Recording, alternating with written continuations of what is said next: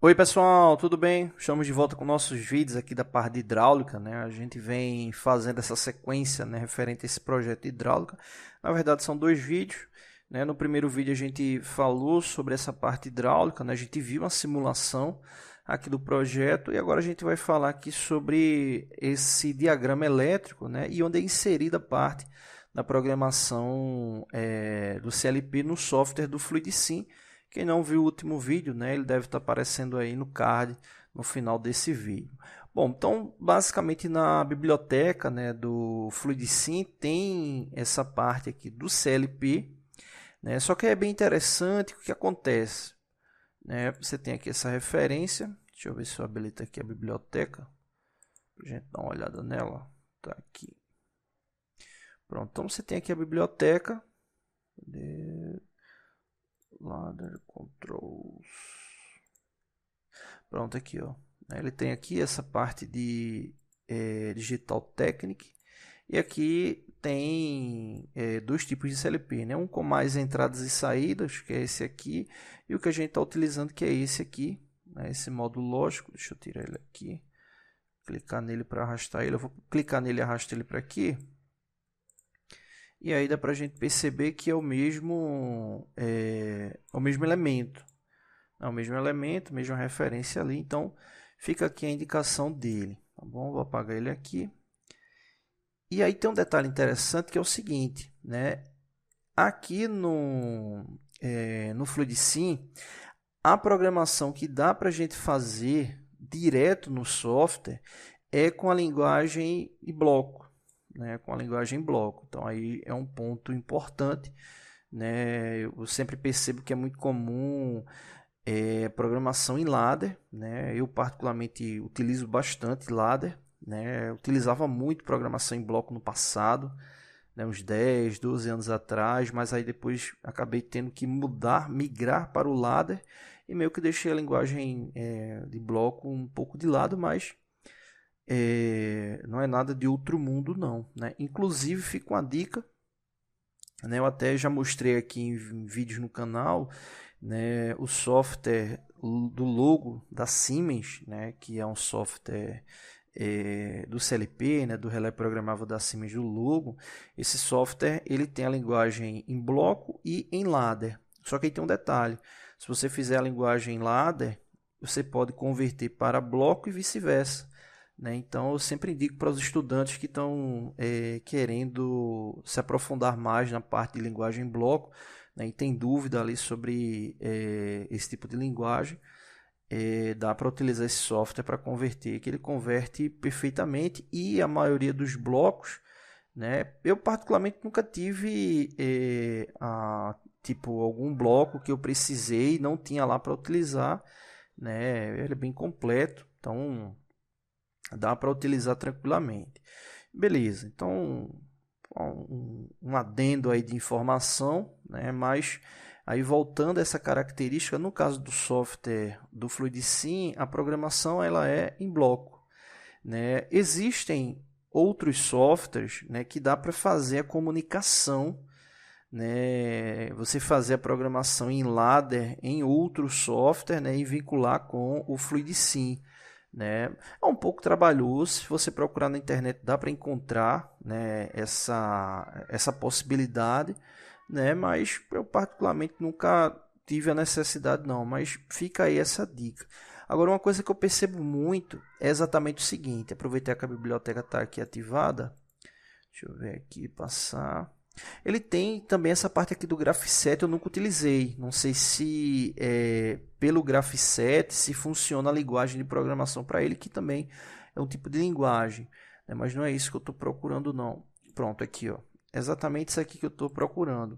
Né? Muita gente quando vê essa informação aqui, ó, ladder símbolos, né? Ladder significa a referência, né? Exatamente para o tipo de um tipo de projeto, né, que dá para você trabalhar exatamente aí a parte elétrica, né? Então dá para fazer esse tipo de ação. Então é muito comum se confundir, né, quando a gente observa essa informação do ladder symbols, né, pensando que faz a referência exatamente para é a parte de programação de CLP em ladder, né? Ladder significa escada, só que nesse caso aqui é a referência para basicamente circuitos elétricos em linha, né? Então, essa simbologia aqui dá para você trabalhar a parte de projetos elétricos, né? Com esse tipo de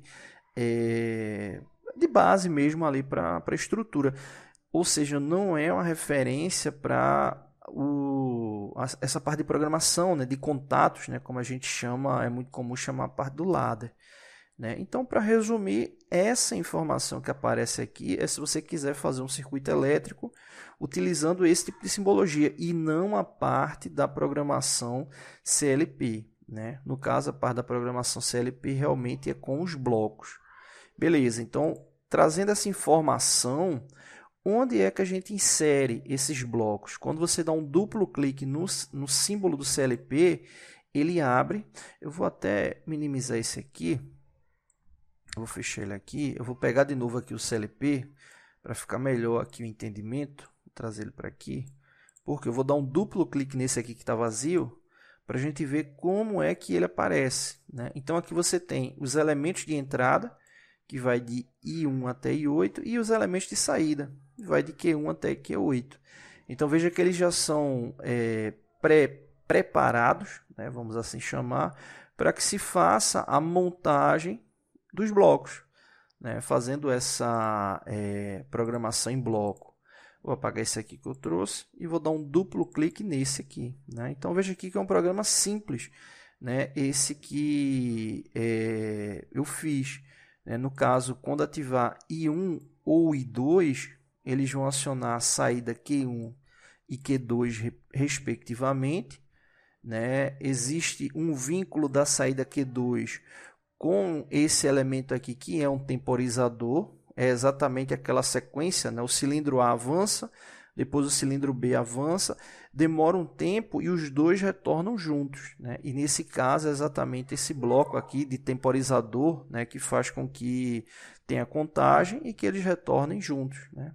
Aqui tem um bloco, né, de mais de uma entrada, né? Seria um bloco do tipo E aqui para ação. Né? Então, basicamente é a referência que a gente tem aqui para o sistema entrar lá em operação. Não vou adentrar muito nessa parte da programação em bloco, né? Até porque não o foco principal é exatamente a gente entender onde é inserido, né, a ação. Né?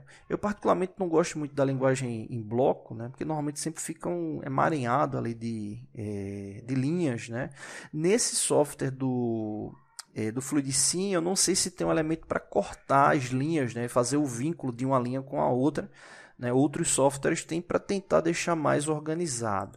Mas basicamente é essa forma para programar. Né? E aí no caso é só arrastar esses blocos, né? E aí fazer as ligações de acordo com o programa que você for fazer. Né? Então fica aí essa referência. Além disso, aqui no software, para a parte elétrica, está aqui a simbologia dos sensores que estão sendo utilizados, sensores de avanço. Né? No caso aqui, sensores do tipo PNP, né? Da parte magnética, né? Que são os sensores vinculados aqui ao cilindro, né? Tanto ao cilindro 1 como ao cilindro 2. Aqui a botoeira, né, para acionamento, aqui uma chave para acionar o CLP. E é importante ficar atento que a alimentação dele aqui é corrente contínua, né? Tá aqui o 24 volts, 0 volts. Esse elemento aqui é um medidor de tensão, né? É interessante que nesse software tem o voltímetro, aqui também tem um medidor de corrente, que no caso seria aí o amperímetro, né? Ali para indicação. E aqui embaixo são os solenoides, as 4 solenoides aqui das válvulas direcionais aí para operação. Né? Então, basicamente, essa referência aqui para a lógica do sistema. Vou colocar aqui para simular novamente. Ativei aqui o CLP, ligou o CLP. Veja que ele está indicando aqui 24 volts. Aqui a corrente está zerada porque não está tendo nenhuma ativação. Ativei o B1. Veja que quando eu cliquei no botão aqui, ele deu um pico, né, ali com a baixa corrente, ali referente aos elementos, que é exatamente quando ele tem a atuação. Vou apertar aqui novamente. Né? Então, essa é a lógica aqui da operação do sistema, tá bom? Então, no software do Fluidicin dá para fazer sim uma série de projetos aí, tanto para a parte hidráulica como para a parte pneumática, tá bom? Então é isso.